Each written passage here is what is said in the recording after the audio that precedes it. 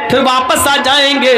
2 बजे के बाद तो बारात जाना है, अभी तो जाएगी नहीं। हम इनको छोड़ के वापस आ जाते हैं। दोनों भाई उन तवाइफों को पहुंचाने जा रहे हैं। तवाइफों की गाड़ी आगे चलती है और इन दोनों भाइयों की गाड़ी पीछे चल रही है। तवाइफों की गाड़ी आगे चलती है। तवाइफों का जो ड्राइवर था वो थोड़ा होशियार था, इसलिए उसने बहुत होशियारी के साथ गाड़ी को मोड़ मार कर निकाल लिया।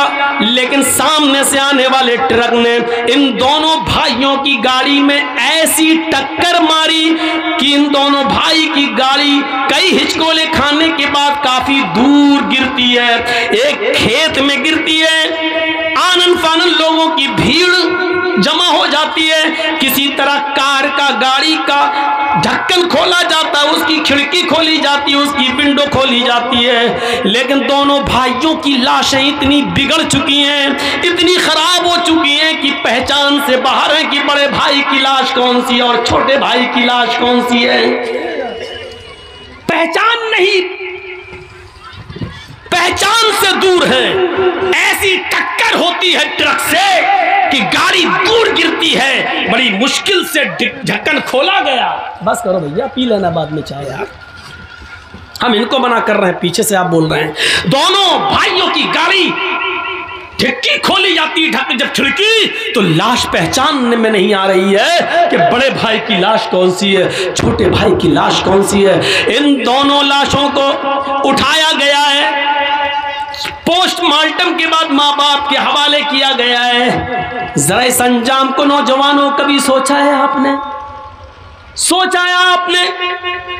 2 बजे के बाद इन दोनों की बारात जाना थी, लड़की वाले के गांव में, लड़की के गांव में, लड़कियों के गांव में इन दोनों की बारात जाना थी। जरा सोचिए, फिर हम वहीं आएंगे। सोचिए, हम वहीं आएंगे, आपको बार बार वहीं ला रहे हैं। सोचिए, अभी इन दोनों की बारात लड़कियों के गांव में जाना थी, अब बारात नहीं जा रही है, अब इनका जनाजा कब्रिस्तान की तरफ जा रहा है। थोड़ी देर में कहां से कहां तब्दीली आ गई, चेंजिंग देखिए।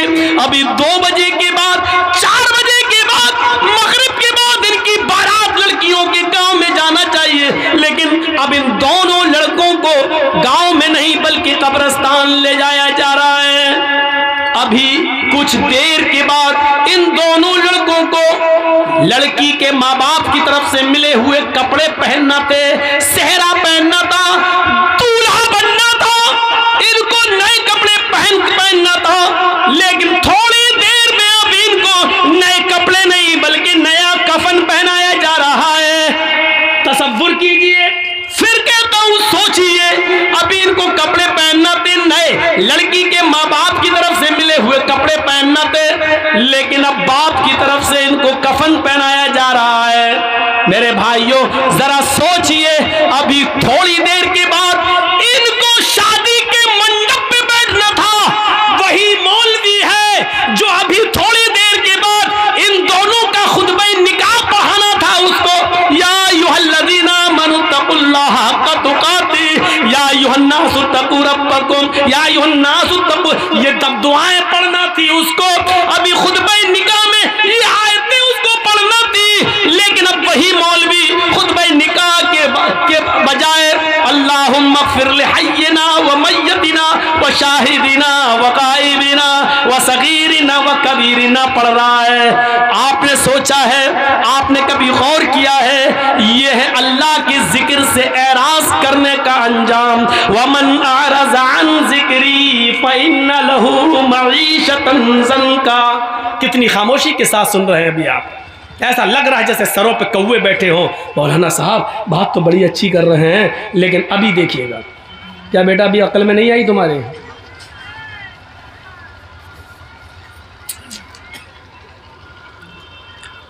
तसव्वुर कर रहे हैं आप, थोड़ी देर में क्या हैसियतें बदल गई। जाना था लड़कियों के घर, बारात लेकर गांव में पहुंचाया जा रहा है कब्रिस्तान में। पहनना थे लड़की के माँ बाप की तरफ से मिले हुए कपड़े, पहनाया जा रहा है कफन। मौलवी को पढ़ना था या अय्युहल्लज़ीना आमनु तक़ुल्लाह हक़्क़ तुक़ाती, कुरान की आयतें पढ़ के निकाह पढ़ाना था, लेकिन उसी मौलवी को अब क्या पढ़ना पड़ रहा है? अल्लाहुम्मा ग़फ़िर लिहय्यिना व मय्यतिना व शाहिदिना व गायबिना व सग़ीरिना व कबीरिना। थोड़ी देर में हैसियतें बदल गई। अंजाम सोचो, जिसने उन तवाइफों को अजान के वक्त भी नचवाया हो, इन दोनों नौजवान लड़कों का अंजाम क्या हुआ? और फिर ये तो दुनियावी अंजाम है, कब्र के अंदर ये अपने अंजाम को क्या भुगत रहे होंगे, ये तो अल्लाह ही बेहतर जाने। और जहन्नम के अंदर अपने अंजाम को क्या भुगतेंगे मेरे भाइयों, ये तो अल्लाह ही बेहतर जाने। हम तो मुसलमान होने के नाते से सिर्फ दुआए मग़फ़िरत ही कर सकते हैं, अल्लाह इनके गुनाहों को माफ़ फरमा दे। मेरे भाइयों, ये दुआ हर मुसलमान का हक़ है करने का, लेकिन माफ़ करना न करना ये तो अर्श वाला जानता है कि उसको माफ़ करना चाहिए कि नहीं करना चाहिए। ज़रा तसव्वुर करो कि क्या ये आदमी गुनाह की माफ़ी के लायक है जो तवाइफों से ये कह रहा हो कि अजान तो 5 वक्त होती है, तुम रोज़ाना थोड़ी आती हो, अजान तो फिर भी हो जाएगी, तुम बार बार थोड़ी आओगी, मुअज्जिन अपना काम कर रहा है, तुम अपना काम करो। ज़रा तसव्वुर करो, क्या ऐसा शख्स अल्लाह की अदालत में गुनाह की तौबा के लायक है? क्या अल्लाह ऐसे शख्स को माफ़ कर सकता है? तसव्वुर करिए, हम ये नहीं कह रहे माफ़ करना न करना उसके इख्तियार में है, लेकिन तसव्वुर करो कि गुनाह कितना बड़ा। वमन अअरज़ अन ज़िक्री फ़इन्न लहू मईशतन ज़न्का। हम हैं कहाँ? अपनी सोच को बदलो। कुरान ने वही कहा, फल तंजुर नफ्सुम मा क़द्दमत लिग़द। हर इंसान को सोचना चाहिए कि कल क़यामत के दिन के लिए उसने कौन सी तैयारी की है। एहसास देखिए, दुनिया में दौलत कमाने के बहुत से तरीके हैं, आपको मालूम है? आइए मैं आपको बताता हूं। हजरत अब्दुल्ला इब्ने उमर अपने चंद साथियों के साथ सफर पे हैं और एक जंगल से गुजर हो रहा है।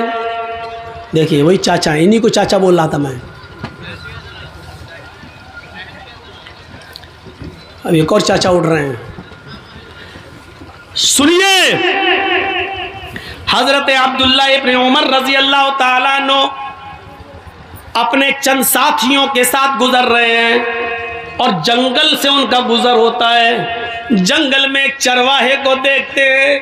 यहां देखिए आप, एक तरफ लालच और दूसरी तरफ फिक्र आखिरत, इन दोनों चीजों को देखिएगा। एक चरवाहा बकरियां चरा रहा है पहाड़ से लगे हुए एक वादी में। हजरत अब्दुल्ला इब्ने उमर और उनके साथियों को जंगल में भूख लगती है, ये दस्तरखान बिछाते हैं और जो खाना ले गए थे उसको लगा देते हैं। जंगल के चरवाहे पर नजर पड़ती है, उसको बुलाते हैं, चरवाहे इधर आओ, आए चरवाहे इधर आओ। वो करीब आता है और कहते हैं कि आओ हमारे साथ, तुम भी खाना खा लो, हम खाना खाने जा रहे हैं, तुम भी भूखे होगे, सुबह से बकरियां चरा रहे हो, आओ तुम भी खाना खा लो। उसने जवाब दिया, उस चरवाहे ने, नहीं नहीं, आप ये खाना खाएं, आप तनावुल फरमाएं, आप नोश करें, हम ये खाना नहीं खा सकते हैं इसलिए कि हम रोजे से हैं। चरवाहा रोजे से। अब्दुल्ला इब्ने उमर कहते हैं, चरवाहे, इतनी सख्त गर्मी में और इतना बड़ा दिन होता है, ये बकरियां भी तुम्हारी नहीं है, तुम्हारे मालिक की हैं। इन बकरियों को सुबह से शाम तक तुम इसी जंगल में चराते हो, कोई बकरी खो न जाए उसके पीछे पीछे दौड़ते हो। इतनी चिलचिलाती हुई धूप और इतनी शदीद गर्मी के अंदर भी तुम रोजे से हो, वो भी नफली रोजा। तुम रोजा छोड़ क्यों नहीं देते हो? तुम रोजा तर्क क्यों नहीं कर देते हो? ये फर्ज रोजे तो नहीं है, नफली रोजे हैं। कहते हैं कि मैं इस रोजे को कैसे छोड़ दूं? इसी जंगल में तो मैं रहता हूं और बकरियां चराता रहता हूं, मुझे मस्जिद में कुरान पढ़ने का मौका नहीं मिलता है। जंगल में भी मेरी नजर बकरियों पर रहती है, इसलिए कि कोई बकरी खो न जाए, इसलिए मैं ज्यादा नवाफिल नहीं पढ़ पाता हूँ, इसीलिए तो मैं नफली रोजे रखता हूँ। मैं आखिरत की फिक्र में डूबा हुआ रहता हूँ, पता नहीं कि मेरा रब आखिरत में मुझे बख्शेगा या नहीं बख्शेगा, मुझे माफ करेगा या नहीं करेगा। मुझे जितनी इबादत करनी चाहिए उतनी इबादत हम नहीं कर पाते हैं, क्योंकि मेरे मालिक का हुक्म है इन बकरियों को चराओ, इसलिए मैं चराने आता हूँ। क्योंकि मालिक के साथ बेवफाई नहीं कर सकता हूँ, मैं जिसका गुलाम हूँ, मुझे उसकी बात मानना पड़ती है। हज़रत अब्दुल्ला इब्न उमर ने कहा अपने साथियों से, इस चरवाहे का इम्तहान लेना चाहिए। बातों से तो बड़ा अल्लाह वाला लगता है, लेकिन अमली मैदान में देखूं, अमली मैदान में अब देखिए, आप लोग कितने तादाद में आए थे जलसा सुनने, तो देखा जाए तो जाहिर में तो बड़े अल्लाह वाले लग रहे हैं ना, दीन से कितनी मोहब्बत है, सुनने आए, जलसा सुनने आए, माशाल्लाह लग रहे हैं। लेकिन अमली मैदान में कितने हैं, ये तो आपकी मस्जिद बताएगी। सुबह फजर की नमाज जब अजान होगी तब आपकी मस्जिद ये तय करेगी कि आपने किस नीयत के साथ जलसा सुना है, अमली किरदार कितना है आपके अंदर। तो हजरत अब्दुल्ला इब्न उमर ने कहा, इनका इम्तहान लेता हूं, ये कह तो ये रहा है बड़ा अल्लाह वाला, रोजे से हूं और ये हूं वो हूं, और मैं इम्तहान लेता हूं। वो बकरी चराने में लग गया, तो हजरत अब्दुल्ला इब्न उमर ने फिर उसको बुलाया, इधर आओ। वो आया, कहने लगा क्या बात है भाई, मैं बकरियां चरा रहा हूं, मैं कह दिया हूं रोजे से हूं, मैं नहीं खाना खाऊंगा। कहा ऐसा है कि मैं एक बकरी तुमसे खरीदना चाहता हूं, एक बकरी तुम मुझे दे दो। बेनी शातन, ये है अल-मुस्तदरक अल-हाकिम के अल्फाज। एक बकरी तुम मुझे बेच दो, एक बकरी तुम मुझे दे दो। उसने जवाब दिया, नहीं हजरत, मैं ये बकरी कैसे बेच दूं, ये बकरियां मेरी नहीं है। मैं पहले कह चुका हूं आपसे कि ये बकरियां मेरी नहीं है, ये बकरी मेरे मालिक की है।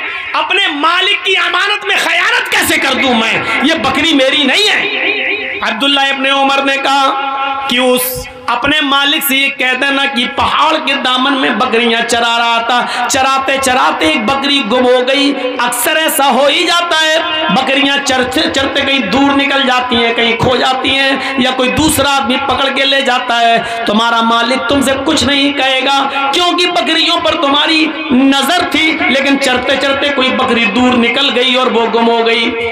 कह देना एक बकरी भेड़िया खा गया, या कह देना कि एक बकरी को भेड़िया मार के खा गया, तुम एक बकरी मुझे बेच दो, हम उसको ज़िबा करेंगे और वहीं पकाएंगे खाएंगे, और शाम को तुम्हें भी पका हुआ भुना हुआ गोश्त दे देंगे। तुम उस गोश्त से रोजा इफ्तार कर लेना, क्योंकि तुम रोजे से हो। हम शाम को इस बकरी को काट कर ज़िबा करके उसका गोश्त पकाकर तुम्हें भी दे देंगे, तुम इससे इफ्तार कर लेना। वो चरवाहा हजरत अब्दुल्ला इब्न उमर की ये बात सुनता है, उंगली से इशारा करता है और चीखता हुआ रोते हुए भागता है, कहता आइन अल्लाह आइन अल्लाह आइन अल्लाह, फिर अल्लाह कहाँ है, फिर अल्लाह कहाँ है, फिर अल्लाह कहाँ है। यानी आए अब्दुल्ला इब्न उमर, आज मैं तुम्हें बकरी बेच दूंगा, मैं अपने मालिक से झूठ बोल दूंगा, मेरा मालिक मुझे कुछ नहीं कहेगा, थोड़े से दिरहम मुझे बकरी के मिल जाएंगे, लेकिन फिर अल्लाह तो मेरी इस हरकत को देख रहा है। मैं अपने मालिक से झूठ बोल सकता हूं, लेकिन कल कयामत के दिन अपने मालिक के मालिक को क्या जवाब दूंगा। आइन अल्लाह आइन अल्लाह, फिर अल्लाह कहाँ है, अल्लाह कहाँ है। आए नौजवानों, आए इस गांव में जलसा सुनने के लिए आने वालों, तुम्हारे हाथ में शराब की बोतल होती है, उस वक्त तुम्हारे मुंह से ये क्यों नहीं निकलता, मेरा बाप नहीं देख रहा है, मेरी माँ नहीं देख रही है, मेरा बड़ा भाई नहीं देख रहा है, मेरी बीवी नहीं देख रही है, लेकिन अल्लाह तो देख रहा है। अल्लाह कहाँ है, अल्लाह कहाँ है। तुम जुआ खेलते हो, तुम्हारे मुंह से ये आवाज क्यों नहीं निकलती, अल्लाह देख रहा है। तुम चोरी करते हो, तुम्हारे मुंह से ये आवाज क्यों नहीं आती है, ईद अल्लाह ईद अल्लाह। अल्लाह कहाँ है, अल्लाह कहाँ है। आजान की आवाज आती है, तुम कैरम बोर्ड खेलते रहते हो, तुम मैच देखते रहते हो, तुम्हारे मुंह से उस वक्त ये आवाज क्यों नहीं निकलती, ईद अल्लाह। कोई देखे ना देखे, लेकिन अल्लाह तो देख रहा है। ये तकवा कहाँ गया है, ये तुम्हारे अंदर की नेकी कहाँ चली गई, ये सोच तुम्हारी कहाँ चली गई। वो चरवाहा भागता है, दूर जाता जा रहा है, कह रहा है आइन अल्लाह आइन अल्लाह, फिर अल्लाह कहाँ है, फिर अल्लाह कहाँ है। यानी अल्लाह तो मुझे देख रहा है। आए अब्दुल्ला, मैं यहाँ झूठ बोल सकता हूँ अपने मालिक से, लेकिन कल कयामत के दिन हमारा झूठ पकड़ा जाएगा, हमें सबके सामने बेनकाब किया जाएगा। हम दुनिया में हम ऐसा नहीं कर सकते, अल्लाह हमारी इस हरकत को देख रहा है। अब्दुल्ला इब्न उमर ने उस चरवाहे को भागते हुए देखा और अपने साथियों से कहने लगे आइन अल्लाह आइन अल्लाह, अल्लाह कहाँ है, अल्लाह कहाँ है। देखो इस चरवाहे के अंदर अल्लाह का कितना डर है, इतना खौफ है। वो अपने गांव जाते हैं, अब्दुल्ला इब्ने उमर लौटकर अपने घर जाते हैं और दूसरे दिन उस चरवाहे के मालिक के पास जाते हैं और कहते हैं मुझे ये चरवाहा भी चाहिए और जितनी बकरियां तुम्हारी हैं वो सब मुझे चाहिए, कीमत बताओ, कीमत बताओ। मालिक ने कहा इस गुलाम की इतनी कीमत और बकरियों की इतनी कीमत। अब्दुल्ला इब्ने उमर ने गुलाम की कीमत भी अदा कर दी और बकरियों की कीमत भी दे दी। गुलाम को खरीद लिया और गुलाम के साथ साथ बकरियां भी खरीद ली और फिर उस गुलाम को आज़ाद कर दिया। अय गुलाम, आए फलां के गुलाम, मैंने तुम्हें खरीद लिया अपना गुलाम बनाने के लिए नहीं, आज तुम्हें मैं आज़ाद कर रहा हूँ और ये बकरियां तुम्हें तोहफे में दे रहा हूँ। अब तुम इन बकरियों के मालिक हो और किसी के गुलाम नहीं हो। आइन अल्लाह, ये कलमा, इस जुमले ने तुम्हें आज गुलामी से नजात दिला दी है। इसी तरह अल्लाह से डरते रहना, इंशाअल्लाह अल्लाह से इसी तरीके से डरते रहोगे तो यही डर क़यामत के दिन जहन्नम से भी तुम्हें आज़ाद कर देगा, जहन्नम से भी तुम्हें नजात दिला देगा। मेरे भाइयों, कल तक ये सोच थी, कल तक ये फिक्र थी, ये कहां चली गई? आज हमारे अंदर से कहां चली गई? सारे वाकयात मैं आपको कुरान से सुना रहा हूं या हदीस से सुना रहा हूं। मेरे भाइयों, कुरान और हदीस को सुनने की आदत डालिए और उसके मुताबिक अपनी जिंदगी को ढालिए, उसके मुताबिक अपनी जिंदगी को ढालिए और आदत डालिए अपनी सोच को बदलने की। कभी आपने सोचा है आज भी पैसा लेकर अपना जिस्म बेचने वाली बहुत औरतें तुम्हें मिल जाएंगी, हर शहर में मिल जाएंगी। किशनगंज से लेकर सिलीगुड़ी तक आप चले जाओ, नेट पे तलाश करो, सर्च करो, गूगल पे आप सर्च करो तो हर जगह उनके अड्डे भी तुम्हें मिल जाएंगे। मेरे भाइयों, जरा तसव्वुर करो, वो लड़कियां, वो औरतें पैसा लेती हैं और जिस्म बेचती हैं। सोची तो है? उनसे पूछो ऐसा क्यों करती हो, वो क्या कहेंगी? बिजनेस है मेरा, धंधा है मेरा। उनकी सोच क्या है तवाइफों की? ये बिजनेस है, ये धंधा है, मैं अपना जिस्म बेच रही हूं, पैसा कमा रही हूं, ये मेरा जिस्म है, ये मेरा जिस्म है, ये मेरा बिजनेस है, ये मेरा धंधा है। ये उनकी सोच है। लेकिन हम और आप अपनी बहनों बेटियों से ये काम क्यों नहीं कराते? क्योंकि हम जानते हैं कि ये गलत काम है, ये गंदा काम है, ये हराम काम है और ये बदनामी वाला काम है, ये इंसान को जलील करता है। ये हमारी सोच है। इंसान दो हैं, वो भी इंसान, हम भी इंसान। उसकी सोच क्या है? वो कहती है ये धंधा है, और हमारी सोच क्या है? हम कहते हैं ये गलत और नाजायज और हराम काम है जो हम अपनी माँ बहन बेटी से नहीं करा सकते हैं। गौर कीजिए, दुनिया में इंसान वो भी है, हम भी हैं। उसकी सोच वो है, हमारी सोच ये है। जब इस दुनिया में एक इंसान की दो सोचें हो सकती हैं तो इसी को अल्लाह कह रहा, अपनी सोच को कुरान और हदीस के मुताबिक ढालो। अपनी सोच को अपने हिसाब से मत चलाओ, बल्कि कुरान और हदीस के मुताबिक अपनी सोच को ढालो। अल्लाह के रसूल ने जिन औरतों को नंगा कहा है वो तुम्हारे फैशन कह देने से फैशन नहीं माना जाएगा, वो नंगी ही रहेंगी। अल्लाह के रसूल ने जिस शराब को शराब और हराम करार दिया है, उस शराब को हम दवा का नाम देकर जायज नहीं कर सकते हैं। वो शराब शराब रहेगी, वो हराम हराम रहेगी। उसको कोई जबान में उसका नाम दवा रख दो तो दवा रख देने से उसकी हैसियत नहीं बदल जाएगी। तो मेरे प्यारे साथियों, अपनी सोच को बदलने की कोशिश करो, अपनी सोच को बदलो, अपनी जिंदगी के अंदर तकवा लाओ, परहेजगारी लाओ। जरा तसव्वुर करो, एक वाक़या सुनाता हूं हदीस का। अल्लाह के नबी फरमाते हैं, चलिए आधे लोग तो जा चुके हैं, आधे रह गए हैं, थोड़ा सा सुनिए। एक और चीज हम आपको सुनाने जा रहे हैं, बहुत जबरदस्त चीज है। अल्लाह के नबी फरमाते हैं कि एक ऐसा जमाना भी तुम अपनी आंखों से देखोगे। अब सोच देखिए, एक ऐसा जमाना आएगा कि तुम अपनी आंखों से देखोगे, युस्बिहु रजुलु मुमिनन व युमसी काफिरन व युमसी मुमिनन युस्बिहु काफिरन यबीउ दीनहु बिइरज़िन मिनद दुनिया। बहुत जबरदस्त हदीस है। इस हदीस को जिसने भी सुन लिया, अपनी सोच को बदल लो, इंशाअल्लाह कामयाब। सुनिए क्या है। तुम देखोगे लोगों को कयामत से पहले एक ऐसा जमाना आएगा कि तुम देखोगे कि मुसलमान युस्बिहु रजुलु मोमिनन, सुबह जब वो उठेगा तो वो मोमिन होगा। युमसी काफिरन, शाम होते होते काफिर हो जाएगा। लीजिए, कौन आदमी? सुबह उठोगे मोमिन पाओगे उसको, और शाम होने से पहले पहले वो काफिर हो जाएगा। शाम को उसको देखोगे वो मोमिन होगा, लेकिन सुबह उठते उठते देखोगे कि वो काफिर हो जाएगा। दोनों बातें कह दी। सुबह तुम देखोगे एक इंसान को कि वो मोमिन होगा, लेकिन शाम होते होते वो काफिर हो जाएगा। शाम को देखोगे किसी को कि वो मोमिन होगा, सुबह उठते उठते वो काफिर हो जाएगा। यबीउ दीनहु बिइरज़िम मिनद दुनिया, वो दुनिया के चंद सिक्कों में अपना ईमान बेच देगा। दुनिया के चंद सिक्कों में अपना ईमान बेच देगा। आओ आज हम तुम्हें एक सैर कराते हैं, आओ एक तफरीह कराते हैं तुम्हें, और तुम्हें तुम्हारा समाज का एक नक्शा दिखाते हैं। ऐसे लोग हमारे समाज में मौजूद हैं। कौन है? सुबह उठते हैं मोमिन होंगे। आप देखोगे चुनाव का दौर है, इलेक्शन का दौर है, एक आदमी को तुम देखोगे कि सुबह उठेगा, फजर की नमाज भी पढ़ेगा।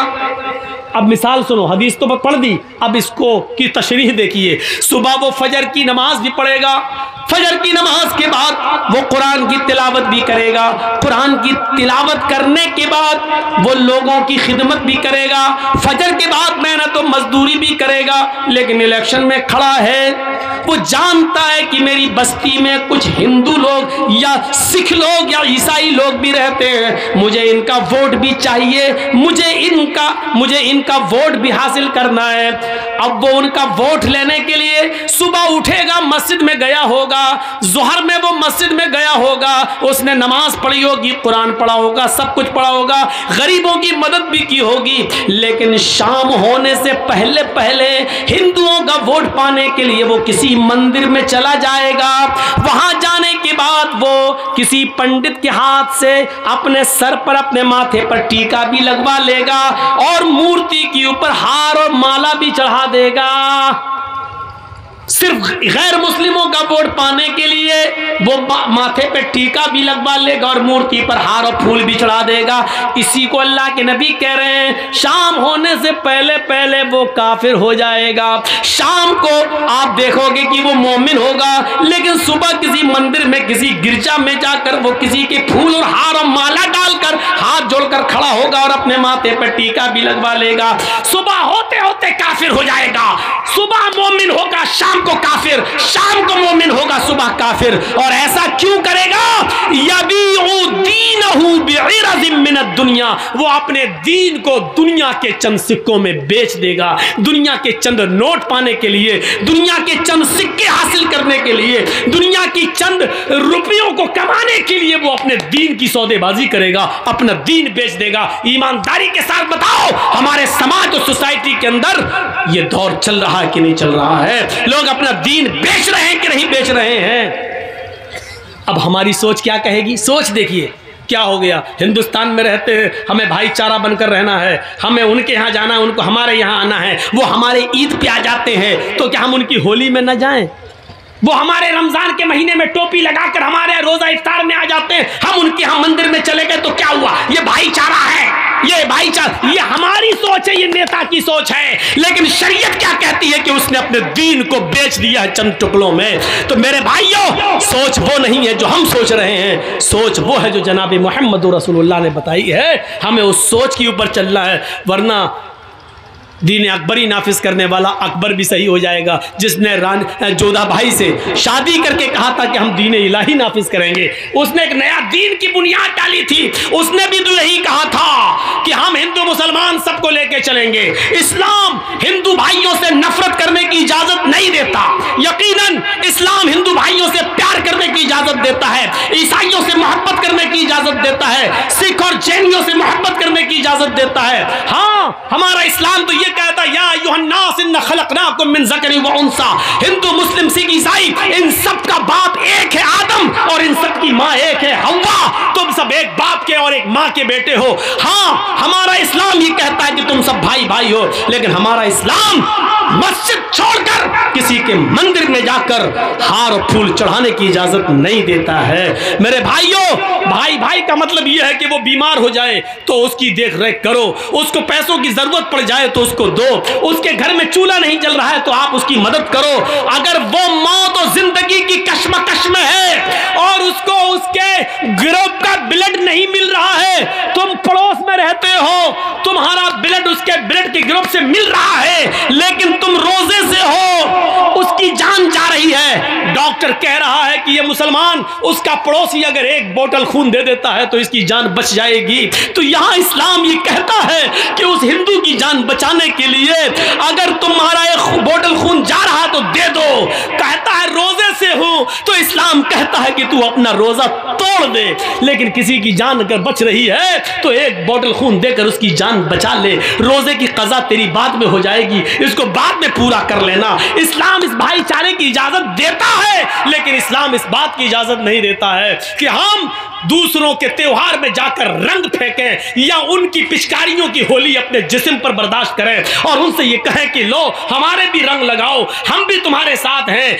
लो वो हमारी मस्जिद में अगर नमाज पढ़ने आ जाएं तो इसका यह मतलब नहीं कि हम भी उनके मंदिरों में हाथ जोड़कर खड़े हो जाएं उनका वोट पाने के लिए। इस्लाम इस बात की इजाजत हमें बिल्कुल नहीं देता है। मेरे भाइयों, यही हमें सोच अपने अंदर पैदा करना है। इसी सोच को अगर हमने अपनी सोच बना लिया कि अपनी सोच कुरान और हदीस के मुताबिक ढाल ली तो मेरे भाइयों, अब देखिए सोच है ना, आज पूरी तकरीर सोच पर ही हो रही ना।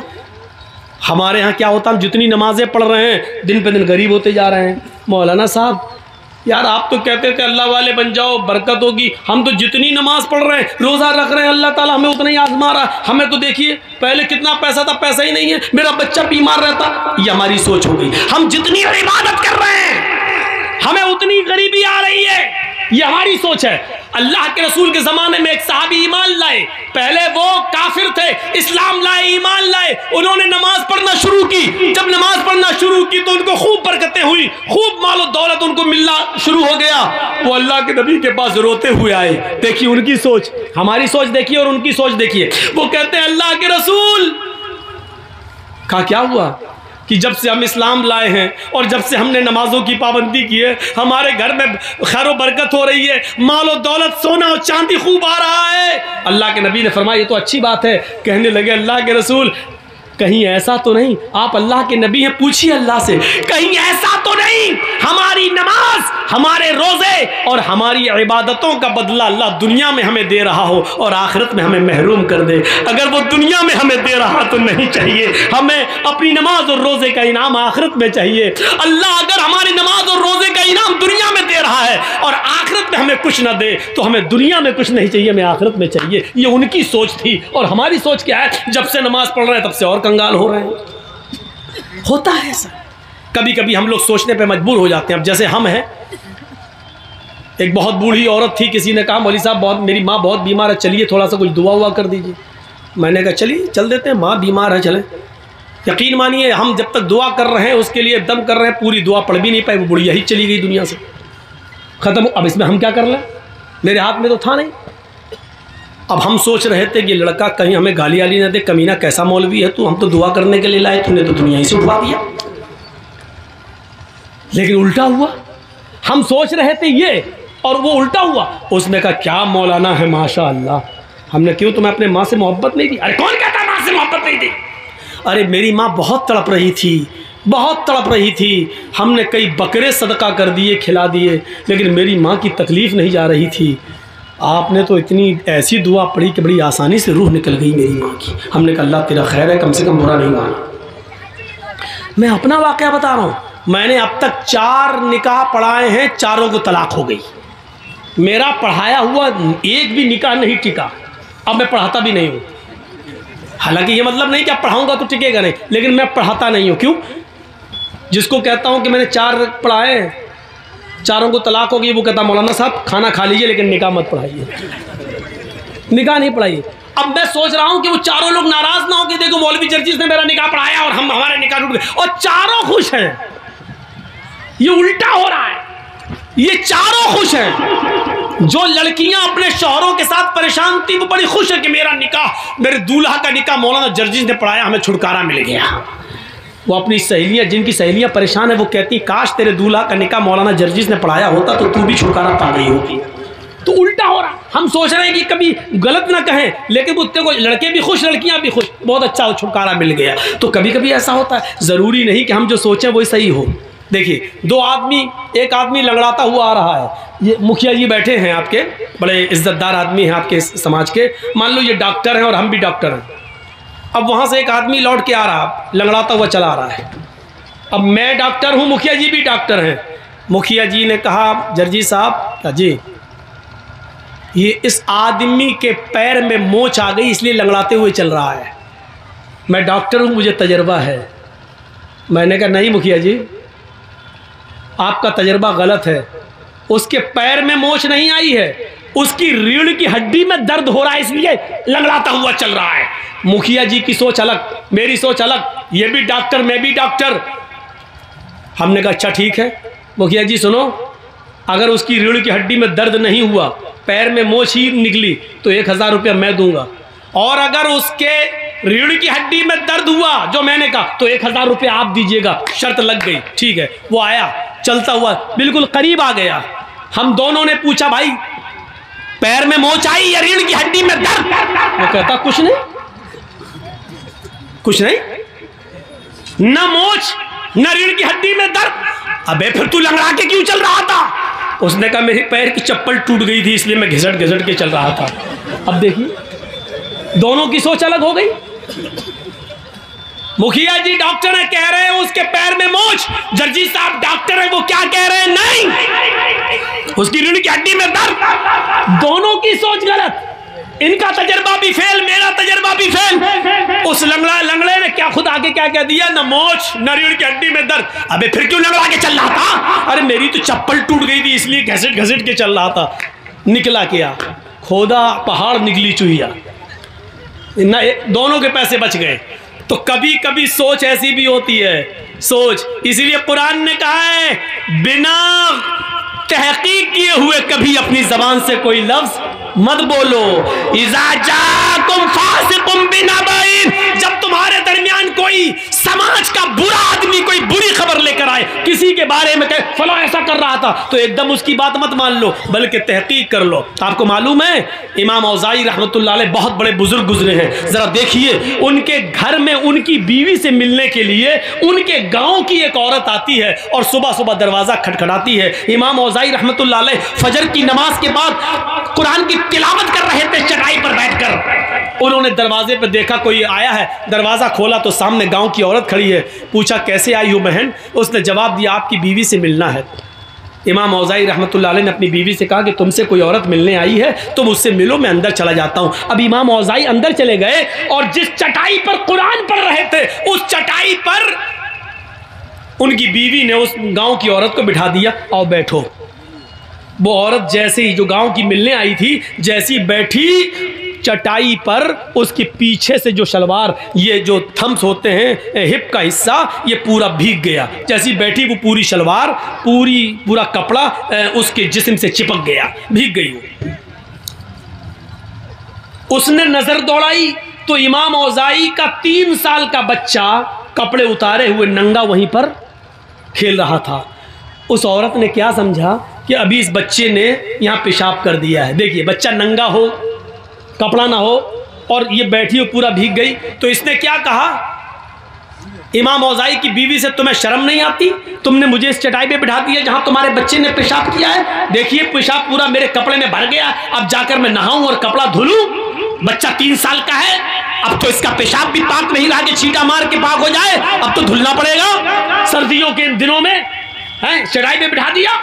इमाम औज़ाई की बीवी क्या कहती है? देखिए सोच, देखिए उस औरत की सोच क्या थी कि इस पे पेशाब है। इमाम औज़ाई की बीवी कहती है पेशाब नहीं है मेरी बहन, तुम शौक से इस पर बैठी रहो, तुम्हें डरने की कोई जरूरत नहीं। वो कहती है कि मैं कैसे मान लूं ये पेशाब नहीं है, कोई लोटा नहीं रखा, पानी का कोई जग नहीं है, कोई गिलास नहीं है कि यहाँ पानी गिरा हुआ हो, ये बच्चा आपके कपड़े उतारे हुए है, मुझे तो यही अंदेशा कि इस बच्चे का पेशाब होगा।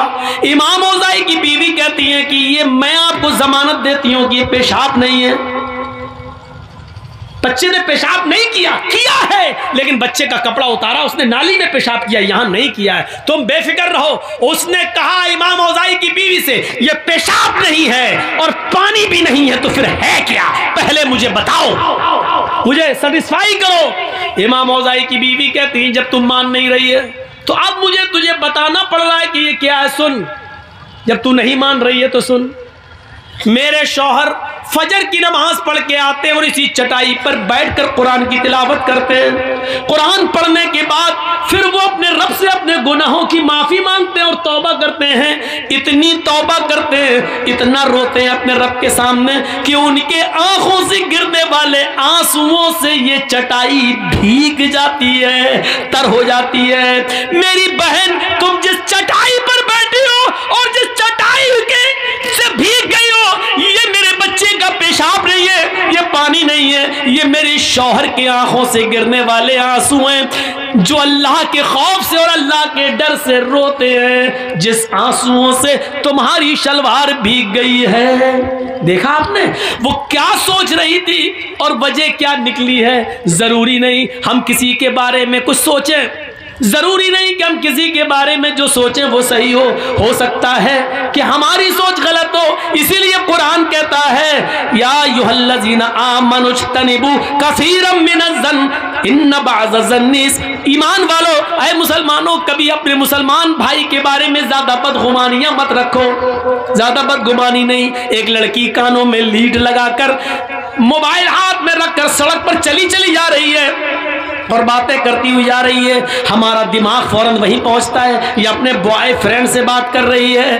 अरे वो जल्दी जल्दी चल रही है, कानों में लीड लगी है, बात करती हुई जा रही है। जरूरी नहीं कि वो अपने बॉयफ्रेंड से बात कर रही है, हो सकता है कि उसकी बहन बीमार हो, उसको डिलीवरी हो रही हो और वो किसी को फोन करके हॉस्पिटल में बुला रही हो, इसलिए वो जल्दी जल्दी चल रही हो।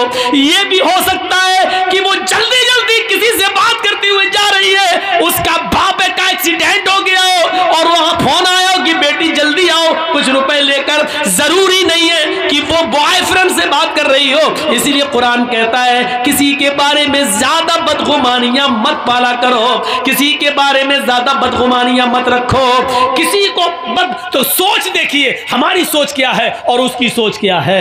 मेरे भाइयों, सोच को बदलने की कोशिश करो, सोच को बदलो, सोच को। मेरे भाइयों, मौलाना जर्जीस और मुखिया जी की बनती नहीं है। एक मिसाल दे रहा हूं, मौलाना जर्जीस की और मुखिया जी की बनती नहीं है, आपस में नाराजगी है। न ये मुझे देखना चाहते न मैं इनको देखना चाहता हूं। मुखिया जी अपने घर के दरवाजे पे खड़े हैं, छत पे खड़े हैं, जर्जीस साहब जा रहे हैं, नमाज के लिए जा रहे हैं। जर्जीस साहब की नजर मुखिया जी पर पड़ गई। जर्जीस साहब मुंह हिला रहे हैं, होंठ हिल रहे हैं। अब मुखिया जी के दिल में क्या आया, ये कमीना मुझे गाली दे रहा होगा, क्योंकि हमारी बनती नहीं है ना, हम होंठ हिलाते हुए जा रहे हैं। मुखिया जी ने हमारे होंठ हिलते हुए देखे, कमीना में गाली दे रहा, जरूर दिल में गाली दे रहा होगा, होंठ हिल रहे हैं। मुखिया जी की ये सोच सही भी हो सकती है, लेकिन ये सोचने का पावर और हक अल्लाह ने नहीं दिया है। हो सकता है जर्जीस साहब की मुखिया जी से आंखें लड़ गई, जर्जीस साहब मुखिया जी को गाली न दे रहे हो। ये भी तो हो सकता है कि वो नमाज पढ़ने जा रहे हो और वुजू बना के घर से निकले हो, वो वुजू के बाद की दुआ पढ़ रहे हो। या ये भी तो हो सकता है कि वो सुबहान अल्लाह और अल्हम्दुलिल्लाह कहते हुए जा रहे हो, कुछ भी हो सकता है। इसीलिए कुरान कह रहा है या अय्युहल्लज़ीना आमनू इज्तनिबू कसीरम मिनज़्ज़न इन्न बअज़-ज़न्निस, ईमान वालों, तुम किसी के बारे में ज्यादा बदगुमानियां मत अपने दिलों में पाला करो। बहुत सी बदगुमानियां इंसान को बहुत बड़ा गुनाहगार बना देती हैं। हमें किसी के बारे में बदगुमानी पालने की जरूरत नहीं है। अपने दिल के अंदर अपने दिलों को साफ रखो, अपनी सोच को बदलो। मैं समझता हूं शायद अब इतने कम लोग रह गए हैं कि ये मेरी ज़िंदगी का पहला रिकॉर्ड हो कि इतने कम लोगों में मैंने कभी तकरीर की हो। मेरे भाइयों, तकरीर के लिए 1 घंटा काफ़ी था। मुझे तो मुखिया जी ने कहा था कि 10 बजे आपको टाइम मिल जाएगा, लेकिन 12 बजे मुझे बिठाया गया। मुझे मालूम था कि 12 बजे के बाद ही टाइम मिलता है। अगर आज मिल जाता तो वाकई मैं बड़ी तारीफ़ करता। आज ये सोचा था कि बिहार की सरजमीन पर 10 बजे टाइम, ये पहली मरतबा मुझे मिल रहा है। अगर 10 बजे टाइम देते तो मैं वाकई तारीफ़ के जुमले बोलता और कहता कि आपने रिकॉर्ड तोड़ दिया, लेकिन आपने मुझे 12 बजे ही टाइम दिया, इसलिए आप उस तारीफ़ के हकदार नहीं रह गए हैं। आपने वही टाइम दिया जो हमें आम जलसों में मिलता है, वही टाइम दिया। अब मैं भी थक चुका हूँ और मेरा कल प्रोग्राम काफ़ी दूर है, मुझे निकलना है। अल्लाह रब्बुल आलमीन से हम दुआ करते हैं कि बारे इलाह हमारी ख़ताओं को माफ़ फरमा दे, हमारी सोच को इस्लामी सोच बना दे, हमारे अंदर तक़वा पैदा फरमा, हमारे अंदर परहेज़गारी पैदा फरमा दे, हमारे गुनाहों को माफ़ फरमा दे, हमें आपस में भाई भाई बनकर रहने की तौफ़ीक़ अता फरमा। जब तक तो हमें ज़िंदा रख, इस्लाम का ज़िंदा रखना। जब हमारा ख़ात्मा हो तो ईमान पर हमारा ख़ात्मा फरमाना। वमा अलैना इल्लल बलागुल मुबीन व आखिरु दअवाना अनिल हम्दुलिल्लाहि रब्बिल आलमीन। अस्सलामु अलैकुम व रहमतुल्लाहि व बरकातुहू।